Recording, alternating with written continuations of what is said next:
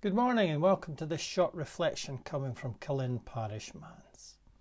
The candle is lit behind me, so let's say our great affirmations. The light of the world has come. Jesus is the light of the world. The light shines in the darkness. The darkness will never overcome it. Amen. Today I want to talk about uncertainty and hope. Uncertainty and hope. And a text I want to think about is found in Isaiah chapter 40, where God is addressing the exiles, the Jewish exiles in Babylon. And he's talking about how he's going to bring them back home. And there's this evocative image. They shall rise up on wings like eagles. They shall run and not be weary. They shall walk and not be faint. Let's imagine being in Rome in AD 64. That's 34 years after Jesus was crucified. AD 64. The church was in crisis. Paul was in prison. The people living there who were Christians would know that there were rumours of disturbances back home in Jerusalem, that the events leading up to the destruction of Jerusalem by the Romans in AD 70 had already started, so that unrest was there. There was great uncertainty about the future. The church itself had many factions and divisions in it, sadly, and of course there were heresies going about, strange and weird teachings that did not originate with the apostles. And of course Nero was on the throne, and he was a madman, and nobody knew quite what was going to happen. Yet go back 34 years. Think of the uncertainty then. The leader had been crucified. His followers were small in number. They were low in status with not a lot of influence. There was opposition to what their founder had represented and indeed what they were about. And there was persecution. Great uncertainty. And yet, between that time and AD 64, only 34 years, the church had spread to Rome. It's an amazing story.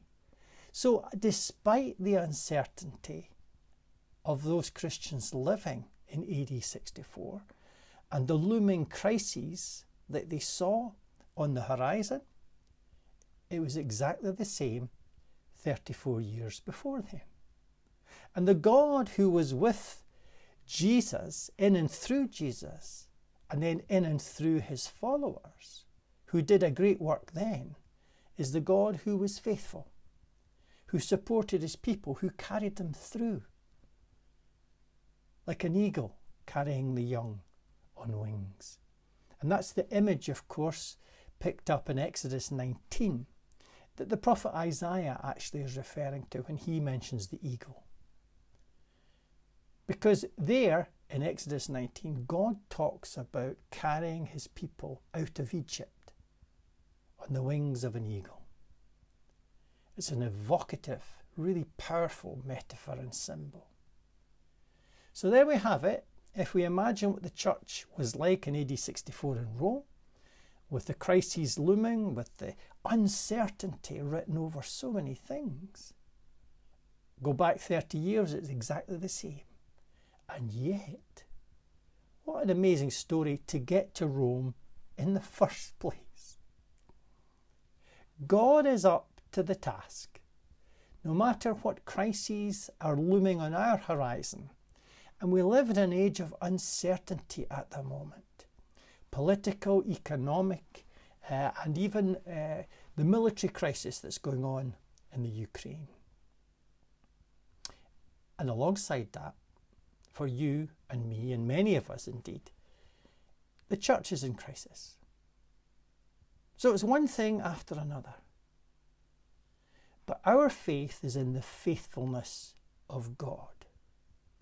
God was faithful to his people, Israel. He carried them through crisis after crisis. God is faithful to his people, the church. And he has carried us through many crises throughout the history of the church. God is more than up to the task for today and for now. Now, I know that many of you will be wondering whether you will lose your church building, whether you'll get another minister, and that's true right across the land, not just in Scotland. There's problems too in England as the church declines and is in financial crisis. Buildings are closing, there's a shortage of clergy, and so it goes on. But God will carry us through this crisis because he always has.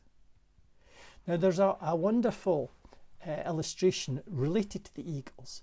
When a mother eagle is teaching the young to fly, it sometimes has to swoop down and catch it because it's starting to flutter and it loses its confidence and it starts to drop, and the mother eagle swoops down, lifts it up, and then lets it go again.